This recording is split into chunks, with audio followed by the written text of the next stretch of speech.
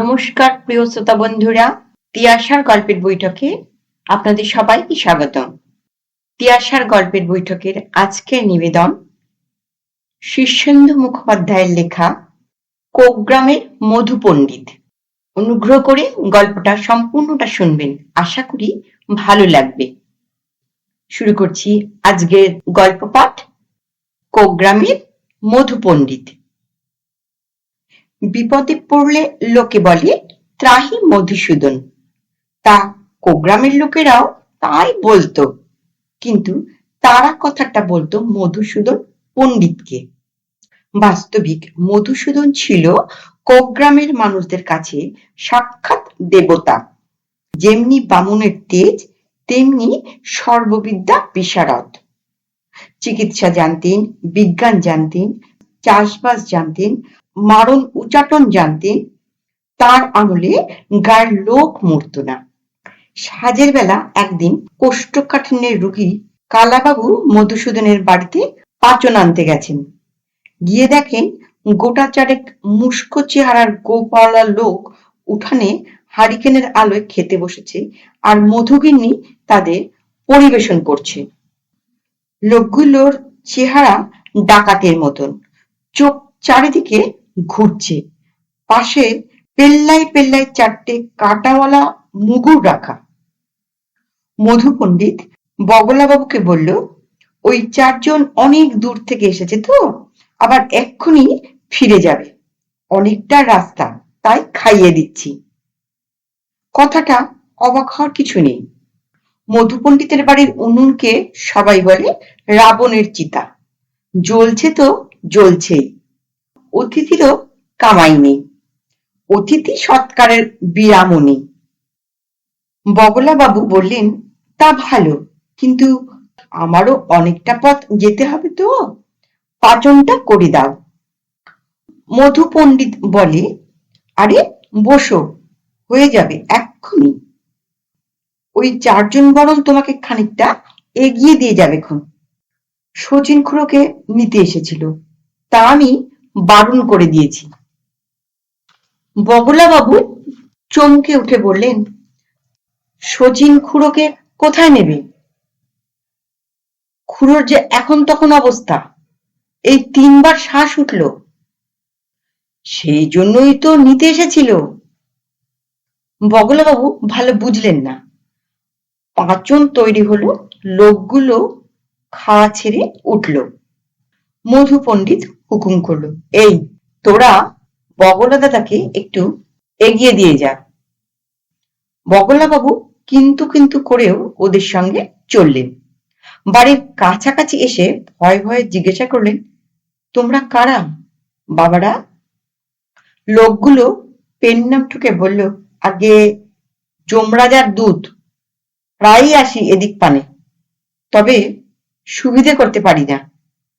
ওদিকে জম্মাশাইকে কৈফিয়ত দিতে হয়, কিন্তু মধু পণ্ডিত কাউকেই ছাড়ে না। সেই কথা শুনে কালাবাবু ভিড়মি খেলেন বটে, কিন্তু মধু পণ্ডিতের খ্যাতি আরো বাড়ল। হরেন গোসাইয়ের টিনের চালে একদিন জ্যোৎস্না রাতে ঢিল পড়ল। হরেন গোসাই হচ্ছেন গায়ের সবচেয়ে বুড়ো লোক, বয়স 150 বছরের কিছু বেশি। ডাকাবুকো লোক। একদিন লাঠি হাতে বেরিয়ে এসে হাঁক দিলেন, কে? মাথা চুলকোতে চুলকোতে একটা তাল গাছের মতো লম্বা সুড়ঙ্গ চেহারার লোক এগিয়ে এসে বলল, আপনারা কি অশৈরী কাণ্ড শুরু করলেন বলুন তো? গায়ের ভূত যে সব শেষ হয়ে গেল। হরেন গোসাই হাঁ করে চেয়ে থেকে বললেন, তার মানে? মানে মানে আর কি বলবো বলুন? ভূতরা হলো আত্মা, চিরকাল ভূতগিরি তো তাদের পোষায় না। ডাক পড়লে আবার মানুষের ঘরে গিয়ে জন্ম নিতে হয়। মানুষ মরে আবার টাটকা ছানা ভূতেরা আসবে। তামশায় এই কোকগ্রামে আমরা মোট 1000 খানেক ভূত ছিলাম, কিন্তু গত 150 বছর ধরে একটাও নতুন ভূত আসেনি। ওদিকে একটি একটি করে ভূত গিয়ে মানুষ হয়ে জন্মাচ্ছে। ইদানিং তো একেবারে জন্মের মড়ক লেগেছে। আজ্ঞে, গত মাসখানেকে এক চোপাটে 44টি ভূত গায়েব হয়ে গেল। সর্দার রাগারাগি করবে। তা আমি কি করব? লজ্জার মাথা খেয়ে বলি, আপনারা কি সব মরতে ভুলে গেছেন? আপনার দিকে তাকিয়েছিলাম বড় আশা নিয়ে, কিন্তু আপনিও তো বেশ ধরিবাজ লোক আছেন মাইরি। তা মধু পণ্ডিতের ওষুধ না খেলেই কি নয়? ভারী অসন্তুষ্ট হয়ে ভূতটা চলে গেল। কিন্তু কদিন পরই এক রাতে গায়ের লোক সভয়ে ঘুম ভেঙে শুনল রাস্তা দিয়ে এক অশরীরী মিছিল চলছে। তাতে স্লোগান উঠছে, মধু পণ্ডিত নিপাত যাক, নিপাত যাক, মধু পণ্ডিত নিপাত যাক। এ তন্দুরস্তিটা ঝুটা হয়, ভুলো মত, ভুলো মত। এ অ্যালার্জি ঝুটা হয়, ভুলো মত, ভুলো মত। মধুর নিদান মানছি না, মানব না, মানছি না, মানব না। কিন্তু মাস তিনেক পর একদিন সুরঙ্গে ভূতটা খুব কাঁচুমাচু করে মধু পণ্ডিতের বাড়িতে এসে হাজির হলো সন্ধ্যাবেলায়। মধু তামাক খাচ্ছিল, একটু হেসে বলল, কি হে, শুনলাম আমার বিরুদ্ধে খুব লেগেছ তোমরা? পেন নাম হই পণ্ডিত মশাই, ঘাট হয়েছে। কি হয়েছে বাপু? আগে এক আমি আর সর্দার ছিলাম গতকাল অবধি, আর সব জন্মের মড়কের গায়েব হয়ে গেছে। কিন্তু কাল রাতে একেবারে সাড়ে সর্বনাশ। আমাদের বুড়ো সর্দার পর্যন্ত মানুষের ঘরে গিয়ে জন্ম নিয়ে ফেলেছে। আমি একেবারে একা। একা তো ভালোই হলো, চড়ে বড়ে খাগে, এখন তো তোর একছত্র রাজত্ব। মধু পণ্ডিত বললে। জিভ কেটে ভূতটা বলল, কি যে বলেন, একা হয়ে এক প্রাণে আর জল নেই। বড্ড ভয় ভয় করছে আগে। খেতে পাচ্ছি নে, শুতে পাচ্ছি নে, রাতে শেয়াল ডাকে, পেঁচা ডাকে, আমি কেঁপে কেঁপে উঠি। তা তোর ভয়টা কিসের? আগে একা হওয়ার পর থেকে আমার ভূতের ভয়ই হয়েছে। যমরাজের পেয়াদাগুলো ভীষণ ট্যাটন, একা পেয়ে যাতায়াতের পথে আমাকে ড্যাঙ্গস মেরে যায়। ঠিক আছে, তুই বরং আমার সঙ্গেই থাক, মধু পণ্ডিত বলল। সেই থেকে সুরঙ্গে ভূতটা মধু পণ্ডিতের বাড়িতে বহাল হলো। একদিন জমিদার কদম্বকেশরের ভাইপো কুন্দকেশর এসে হাজির। গম্ভীর গলায় বললেন, ওহে মধু, একটা কথা ছিল। মধু তটস্থ হয়ে বলল, আগে বলুন। আমার বয়স কত জানো? বেশি বলে তো মনে হয় না। কুন্দকিশোর একটা শ্বাস ছেড়ে বললেন, 95। বুঝলে? 95? আমার কাকা কদম্বকিশোরের বয়স জানো? খুব বেশি আর কি হবে, তোমার কাছে বেশি না লাগলেও বেশি, 125 বছর। ও, তা হবে। আমার কাকা নিঃসন্তান, তা তো অন্তত জানো। মধু পণ্ডিত মাথা চুলকে বলে, তা জানি, উনি গত হলে আপনারই সব সম্পত্তি পাওয়ার কথা। জানো তাহলে? বাঁচালে। তাহলে এও নিশ্চয়ই জানো, কাকার সম্পত্তি পাবো এরকম একটা ভরসা পেয়েই আমি গত 70টা বছর কাকার আশ্রয়ে আছি। জানো, একদিন জমিদার হয়ে ছড়ি ঘোরাবো বলে আমি ভালো করে লেখাপড়া পর্যন্ত করিনি। একদিন জমিদারনি হবে বলে এই আশায় আমার গিন্নি এখনো বুড়ো বয়সেও সে বাড়িতে ঝিয়ের মতন অদম খাটে। তা জানো, আমার বড় ছেলের বয়স 75 পেরিয়েছে। শোনো, বাবু ও কাকা মরুক এ আমি চাই না, কিন্তু হকের মরাই বা লোকে মরছে না কেন? মরলে আমি কান্নাকাটিও করব, কিন্তু মরবে তো, মরছে না তো। আর নাই যদি মরে বাবু, তবে অন্তত সন্ন্যাসী টন্যাসী হয়েও তো হিমালয়ে যেতে পারে। বৈরাগ্যী হয়ে পথে পথে দিব্যি বাউল গান তো গেয়ে বেড়াতেই পারে। তা তোমার ওষুধে কি সেসবেও বারণ আছে নাকি? তোমার নামে লোকে যে কেন মামলা করে না সেইটেই বুঝি না। মধু পণ্ডিত বিনয়ের সঙ্গে বললেন, আপনার বয়স হয়েছে জানি, কিন্তু তাতে ভয় খাচ্ছেন কেন? বয়স তো একটা সংস্কার মাত্র। শরীর যদি সুস্থ সবল থাকে, মানসিকতা যদি স্বাভাবিক থাকে, তবে আপনি 100 বছরেও যুবক, উল্টো হলে 25 বছরেও বুড়ো।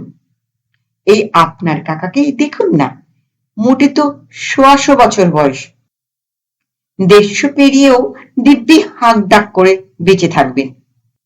একটা দীর্ঘ নিঃশ্বাস ফেলে কুন্দকেশর বললেন, বলছো? নির্জর সত্যি কথা। কুন্দকেশর চলে গেলেন।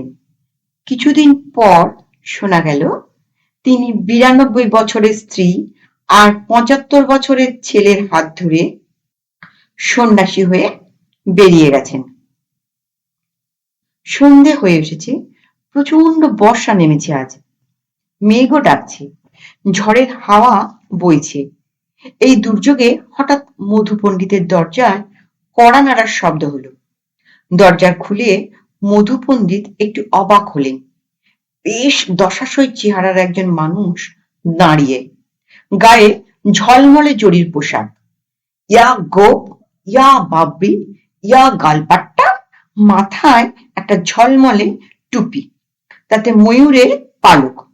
গায়ের রং মিশমিশে কালো বটে, কিন্তু তবু লোকটা ভারী সুপুরুষ। মধু পণ্ডিত হাত জোর করে বললেন, আগে আসুন, আপনাকে তো ঠিক চিনতে পারলাম না। আমি তোমার জম, জলদগম্ভীর স্বরে লোকটা বলল। শুনে মধু পণ্ডিত একটু চমকে উঠলেন। খুন করবে নাকি? কোমরে একটা ভোজালিও দেখা যাচ্ছে। কাঁপা গলায় মধু বললে, আগে। লোকটা হেসে বলল, ভয় পেও না বাবু, আমি ভয় দেখাতে আসিনি, বরং বড় ভাইয়ের মতো পরামর্শ দিতে এসেছি। তুমি এই গা না ছাড়লে আমি কাজ করতে পারছি না। আমি যে সত্যিই যমরাজা তা বুঝতে পারছো নিশ্চয়ই। মধু দণ্ডবৎ হয়ে প্রণাম করে উঠে মাথা চুলকে চুলকে বললেন, আপনার আদেশ শিরোধার্য, কিন্তু শ্বশুর বাড়িটা কোথায় ছিল তা ঠিক মনে করতে পারছি না। বলো কি? জমের চোখ কপালে উঠল। শ্বশুর বাড়ির লোকে ভোলে? আগে অনেক দিনের কথা তো, দাঁড়ান গিন্নিকে জিজ্ঞাসা করে আসি বলে মধু পণ্ডিত ভিতর বাড়ি থেকে ঘুরে এসে একগাল হেসে বলে, এই বর্ধমানের গোবিন্দপুরে। কিন্তু গিয়ে লাভ নেই, আমার শ্বশুর শাশুড়ি গত হয়েছে। যমরাজ বললেন, তার শালাশালিরা তো আছেন। ছিল, এখন আর নেই। তাদের ছেলেমেয়েরা সব, তারা কোথায়? আগে তারাও তো গত হয়েছে। তস্যপুত্র পৌত্রদেরও আছে বটে, কিন্তু তারাও খুব বুড়ো, গিয়ে হাজির হলে চিনতে পারবে না। যমরাজ গম্ভীর হয়ে বললেন, তোমার বয়স কত মধু? আগে মনে নেই। যমরাজ ডাকলেন চিত্রগুপ্তকে। মধুর হিসেবটা দেখো তো। রোগা সুরঙ্গে একটা লোক গলা বাড়িয়ে বলল, আগে 225। ছি ছি ছি মধু, যমরাজ অভিমান ভরে বললেন, এতদিন বাঁচতে তোমার ঘেন্না হওয়া উচিত ছিল। থাকগে, আমি তোমাকে কিচ্ছু বলবো না। পৃথিবীর নিয়ম ভেঙে চলছো তুমি, মজা টের পাবে। চলো, এইভাবেই চলো। যমরাজ চলে গেলেন। মধু কিছুদিনের মধ্যে মজা টের পেতে লাগলো। হয়েছে কি, মধুর ওষুধ যে শুধু মানুষ খায় তা তো নয়, রোদে শুকোতে দিলে পশু পাখি খায়, ঘরে রাখলে পিঁপড়ে ধেড়ে ইঁদুরও ভাগ বসায়, তাদেরও হঠাৎ আয়ু বাড়তে লাগলো।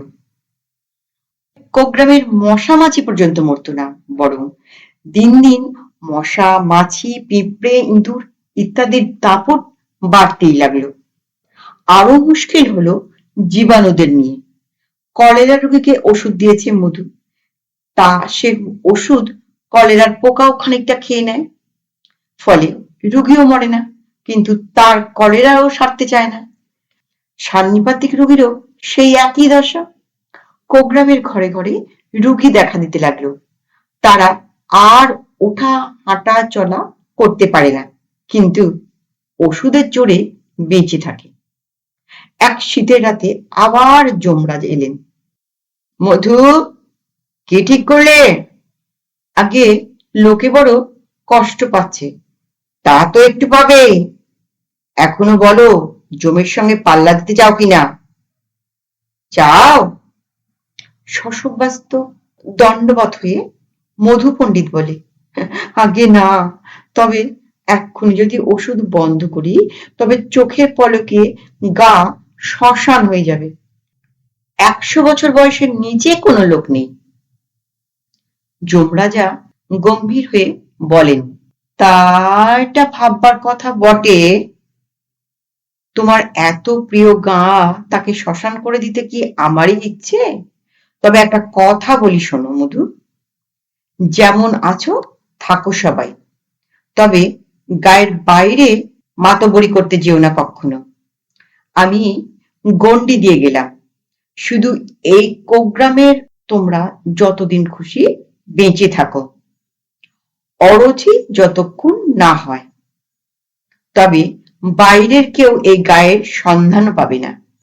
কানাওয়ালা ভূত চারিদিকে পাহারায় থাকবে, কোনো লোক এগিয়ে এসে পড়লে অন্য পথে তাদের ঘুরিয়ে দেবে। মধু দণ্ডপাত হয়ে বলে, যে আজ্ঞে। সেই থেকে আজ শোনা যায় কোগ্রামে কেউ মরে না, কিন্তু কোথায় যে সেই গ্রাম তা কেউ খুঁজেও পায় না লোকে। হয়রান হয়ে লোকে খুঁজতেই থাকে, আজও কেউ খুঁজে পায়নি। নমস্কার। গল্পটি কেমন লাগলো? গল্পটি যদি ভালো লেগে থাকে অনুগ্রহ করে একটা লাইক করবেন। আপনাদের যদি কোনো মতামত থাকে অবশ্যই কমেন্ট বক্সে লিখে জানাবেন।